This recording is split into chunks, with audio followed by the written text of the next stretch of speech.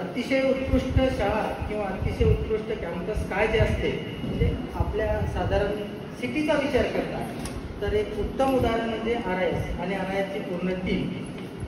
इतके छोटे छोटे विद्यार्थी आहेत आणि एखाद्या वेळेस आपला मुलगा किंवा आपलं पाल्य अगदी लहान असते, त्याला आपल्याला ABCD किंवा एकोदोनं जरी आपल्या साध्या भाषेत शिकवायचं तर किती हार्ड जाते. पण यांची सलग मेहनत बघत आहे की एवढा लहान लेकरातून एवढं करून कसं घेतात, हाच मला प्रश्न पडला. मी तर कितीतरी वेळ मॅडमना प्रिन्सिपल टीचरना म्हटलेलं आहे की तुम्ही काय आधीच PG करून घ्यायच्या तयारीत आहात काय मुलांकडून. म्हणजे खूप खूप गोष्टी येतात की जनरल नॉलेजचे असो किंवा लर्निंग करिक्युलममधले जे काही ऐकवारी पॉईंट असेल.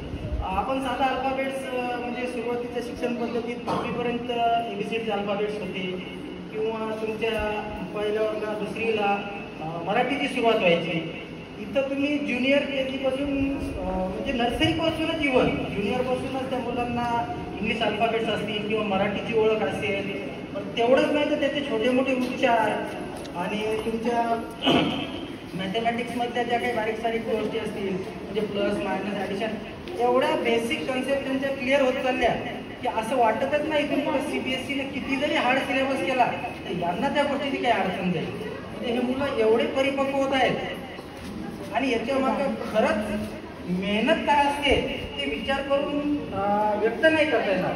ते करणारे जे मेहनत करणारे जे कोणी तुमचे जे टीम स्टाफ आहेत म्हणजे सर्वच RISची टीम असेल, असं व्यक्तिशा कोणाचं नाव नाही पण सर्वच जण आहेत त्याच्यात किती इन्व्हॉल्व आहेत ते फक्त मुलांच्या प्रेझेंटेशनवरून दिसते ना. ॲक्च्युली खरोखर तसंच प्रेझेंटेशन. आम्ही आता भरपूर शाळाही बघितल्या, भरपूर विद्यार्थी बघतो. ॲज कम्पेअर जर केलं तर यांची मेहनत अतिशय प्रेरणादायी आहे आणि RISचा प्रवास मला तरी वाटते उत्तुंग भरारीच्या दिशेने आहे.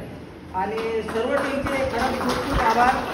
आणि अशीच मेहनत जर घेत राहिलो आपण तर वाशिम शहरातली अतिशय नामांकित शाळा होण्यापासून आपल्याला कोणीही रोखू शकत नाही. आणि शाळांचे सर्व कमिटी किंवा व्यवस्थापन समिती यांचं तर पुरेपूर सहकार्य आहे.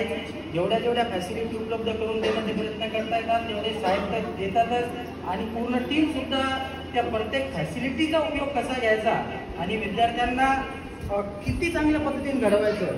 म्हणजे असं नाही की ठीक आहे आता तो काहीतरी शिकत आहे, आज काहीतरी तर उद्या नवीन त्याच्यात काहीतरी इम्प्रूव्हमेंट झालीच पाहिजे यावर त्यांचं खूप बारीक लक्ष असते. कारण आम्ही घरी बघतो विद्यार्थ्यांना तर त्यांना इव्हन प्लॅनेट्सपासून 10वीत किंवा 12वीतल्या मुलांना तुम्ही प्लॅनेटचे नाव विचारलं तो सांगू शकणार नाही. पण तुमचे ज्युनियर KGचेच मुलं जर 9-9, 10-10 प्लॅनेटचं नाव सांगत असतील, त्यांना डॉट प्लॅनेट कोणता हेही माहिती आहे किंवा बाकीच्या ज्या छोट्या मोठ्या गोष्टी असतील, इतकं जर ते आतापासून जर परिपक्व होत असतील तर त्यांची प्रगती आणि खरंच शाळेची प्रगती म्हणजे निश्चित यशस्वी दिशेनेच वाटचाल करत आहे. सर्व टीमचे खूप खूप आभार. धन्यवाद.